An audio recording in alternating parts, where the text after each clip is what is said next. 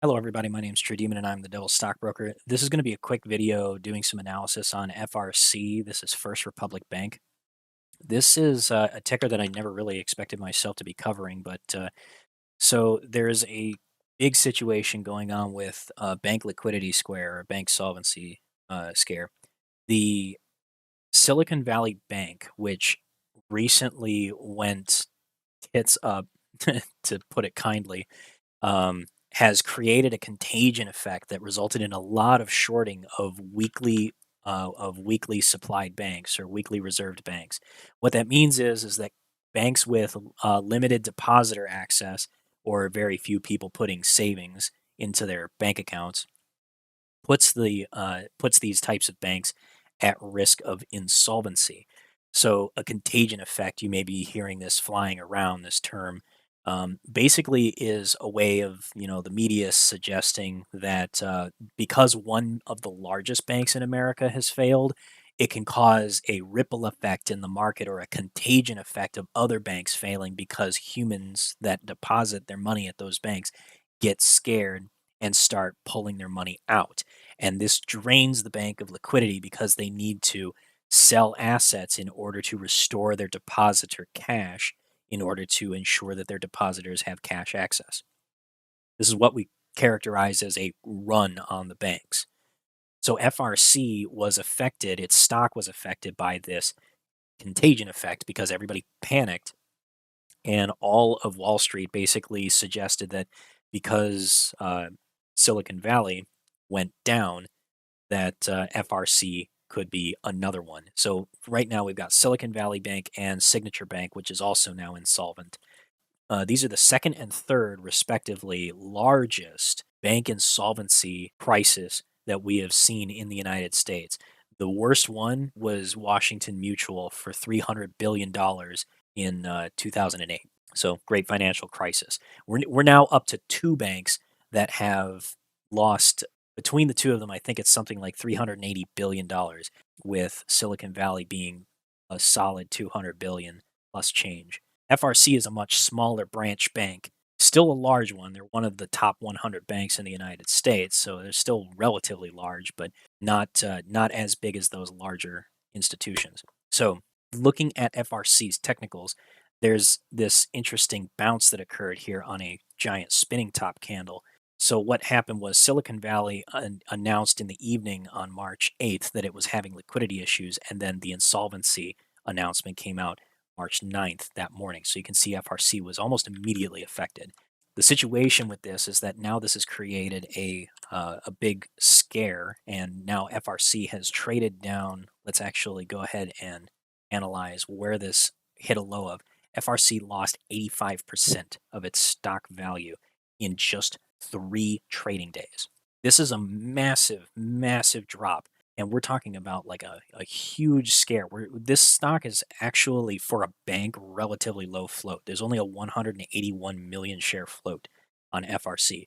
So this had to have been a lot of institutions either dumping shares simultaneously or a whole bunch of shorts piling into their positions all at once. So this is FRC's short interest data from Ortex. And I'm focusing in on the short interest in shares rather than the short interest percentage of free float, because while this number is small, what I'm focused on is the growth of shares that were sold short. So just before the insolvency issue of Silicon Valley Bank was announced, we had approximately 4.85 million shares sold short on FRC. This has grown to a massive 8.82 million, so it's almost doubled in size. The short positions, almost all of them were established on Monday. Now, what's interesting is that this candle gapped down but closed high. That's actually pretty fascinating. Another interesting fact is that the put call ratio started climbing, which this is a bearish signal because puts, in the put call ratio, the smaller the number, the more calls there are versus puts. So there's a high amount of puts that were added on to the options chain for FRC within the last couple of weeks. So between the options market and all of these shorts getting into their positions all at once, What this suggests to me is a big overreaction by the market. Because here's the big difference between FRC and Silicon Valley. Silicon Valley was gambling with depositors' money, as we all understand that banks do. But Silicon Valley did not hedge themselves. They didn't have a risk manager that was making sure that the bank was acting responsibly, and people were kind of just running rampant with everyone's money. This is a huge problem for a bank like Silicon Valley. FRC isn't exactly in this position. There's not been any suggested news that FRC is actually insolvent because of any kind of gambling debt. And this actually puts FRC in a totally different situation. If Silicon Valley goes bust, despite it being one of the largest banks in America, because of their irresponsibility, the Fed and the FDIC and Congress are far more likely to allow the bank to fail because they acted irresponsibly, for one, and two, the deposits that they lost belong to some of the biggest tech and growth companies in the United States. A lot of them are freshly minted companies and also a lot of zombie companies. FRC is more of a classic depositor bank, savings and loans, and then some business loans. FRC is not in the same situation, I feel, as Silicon Valley Bank is, because I feel like they're not playing with there's nothing to indicate that FRC was gambling quite the way that Silicon Valley was. Just because they serve similar customers, FRC seems much more diversified. So this is the balance sheet from Wall Street Journal on First Republic Bank, and there's a few things that I want to point out specifically on their balance sheet that suggest that suggests what's currently going on with their balance sheet, because that's what's important. The value of the balance sheet of First Republic Bank is pretty much dependent on what kind of assets they have, which is mostly going to be net loans, since this is a bank that primarily services loans.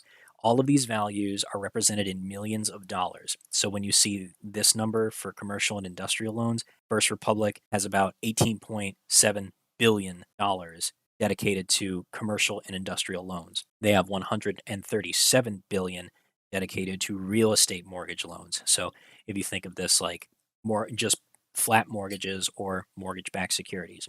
Now, they have other loans, of course, like personal loans and HELOCs and stuff like that. But the most important ones to pay attention to is their real estate mortgage loans and their commercial and industrial loans. So this is where they derive most of their value from. Now, the reason why all of the pain that's coming for Silicon Valley Bank is because they had all of their assets held in much riskier assets. Okay, so this is Silicon Valley Bank's balance sheet. Now, if we go to their quarterly assets and we drop down into here, by comparison, Silicon Valley's business primarily came from commercial and industrial loans. This is where all of their assets are derived from. This is where their money is hedged, so to speak. So their money is a lot more exposed to volatility in the stock market, whereas their real estate makes up a smaller portion of their business, their real estate loans. If we switch over to the annual on SIVB, their investments, their largest block of investments are in mortgage backed securities, which these took some of the biggest hits in the market as of 2022. So throughout 2022, mortgage backed securities were plummeting in value the entire time. So these, in a moment like this, are considered to be slightly riskier assets. Traditionally, mortgage backed securities are quite safe. But when you start adding in derivatives and things that are a little bit riskier, like bespoke tranche securities, these are formerly known as CDOs or consolidated debt obligations. Bespoke tranche opportunities or bespoke tranche securities are baskets of mortgage backed securities. And these have different tiers of payouts. It's not really important to understand it, but the point is that this is where all of the money, all of the gambling was happening for the most part, based on what I see in SVB's balance sheet. When you look at FRC and you go to their annual stuff, you see that most of their money is parked in state and municipal securities. There is quite a bit in mortgage-backed securities, but it doesn't make up as large of a block of their total investments.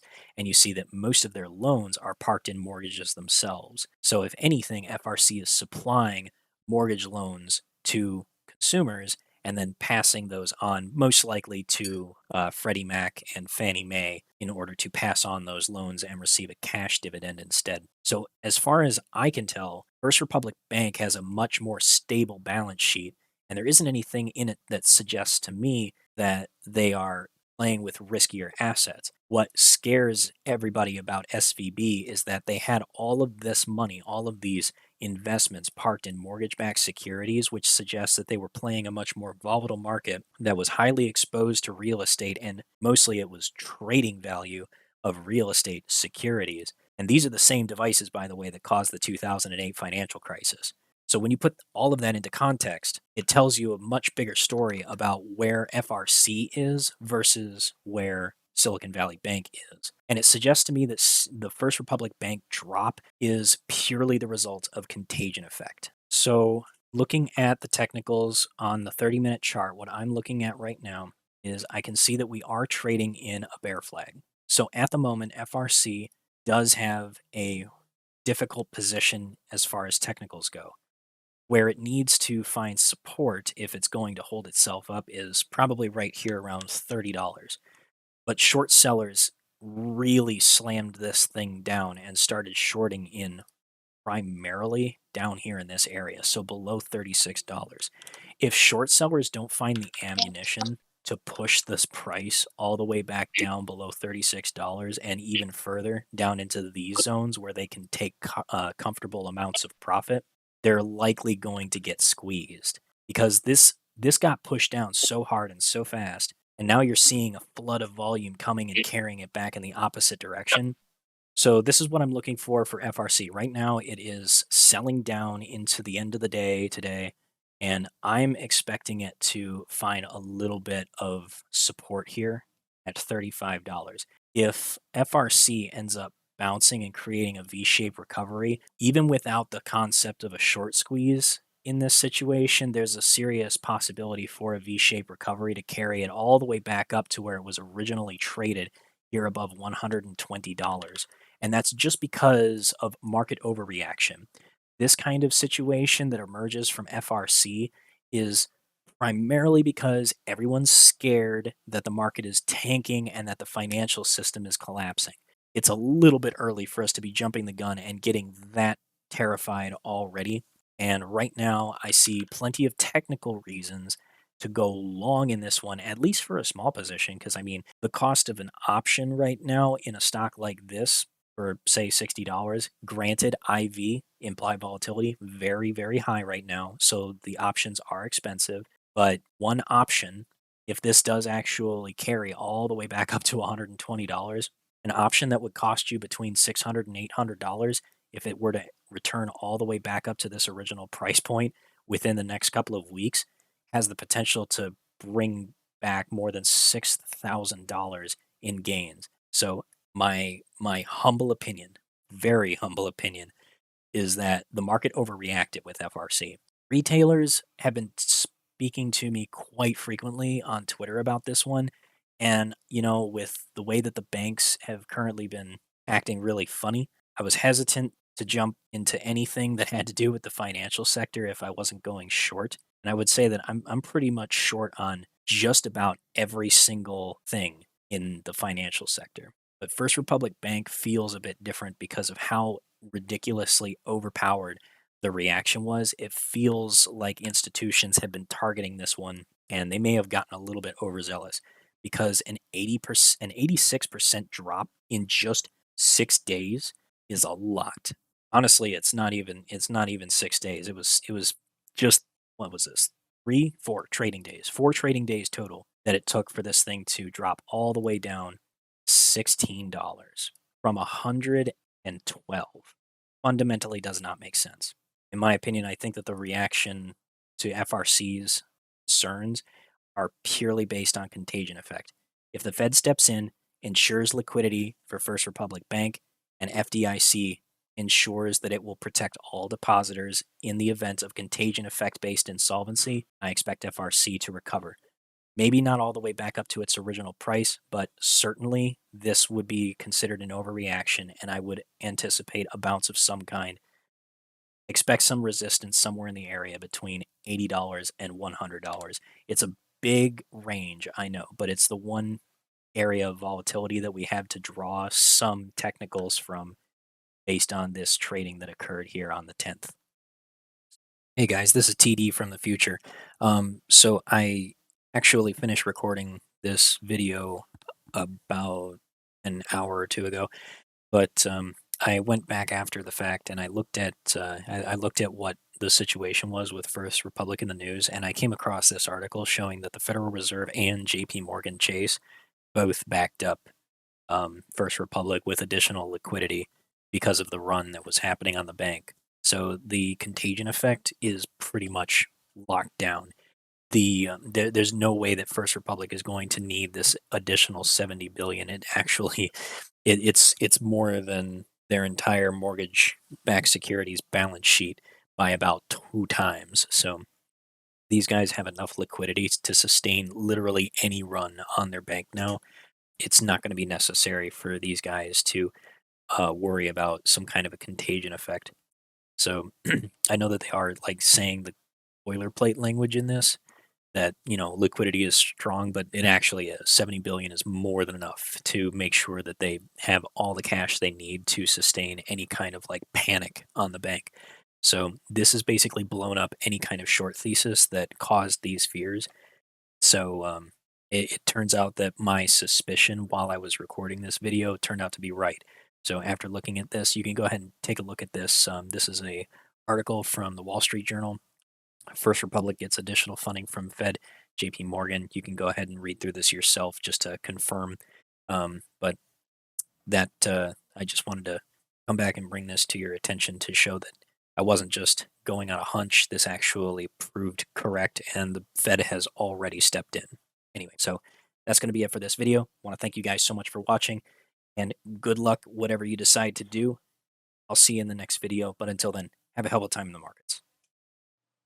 Thank you guys so much for tuning in to watch this video. If you enjoyed the content and you found this information helpful to you in your own trading strategies, be sure to leave a like on the video. It helps out the YouTube algorithm and helps us reach out to others who need this information too.